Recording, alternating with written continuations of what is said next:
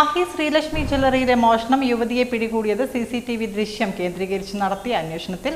കഴിഞ്ഞ ദിവസമാണ് സ്വർണം വാങ്ങാനെന്ന വ്യാജേന എത്തിയ യുവതി 3 ഗ്രാം തൂക്കമുള്ള മാലയുമായി കടന്നുകളഞ്ഞത്. മാഹി CA അനിൽകുമാറിന്റെ നേതൃത്വത്തിലുള്ള സംഘമാണ് യുവതിയെ പിടികൂടിയത്. അഴിയൂർ ഹാജിയാർ പള്ളിക്ക് സമീപത്തെ മനാസ് ക്വാർട്ടേഴ്സിൽ താമസിക്കുന്ന ധർമ്മടം നടുവിലത്തറ സ്വദേശി N ആയിഷയാണ് മാഹി പോലീസിന്റെ പിടിയിലായത്.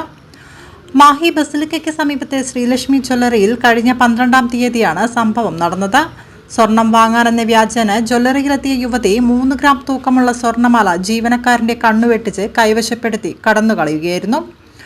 ജ്വല്ലറി ഉടമ പിലാക്കണ്ടി ശൈലേഷിന്റെ പരാതിയിൽ CCTV ദൃശ്യം പരിശോധിച്ച് നടത്തിയ അന്വേഷണത്തിലാണ് അഴിയൂരിലെ ക്വാർട്ടേഴ്സിൽ നിന്നും യുവതിയെ പിടികൂടിയത്. കുഞ്ഞിപ്പള്ളി ജ്വല്ലറിയിൽ വിറ്റ സ്വർണവും പോലീസ് കണ്ടെടുത്തു. മാഹി CI അനിൽകുമാറിന്റെ നേതൃത്വത്തിൽ SI ജയശങ്കർ, ക്രൈം സ്ക്വാഡ് അംഗങ്ങളായ SI വളവിൽ സുരേഷ്, ASI CV ശ്രീജേഷ് എന്നിവരടങ്ങുന്ന സംഘമാണ് പ്രതിയെ പിടികൂടിയത്.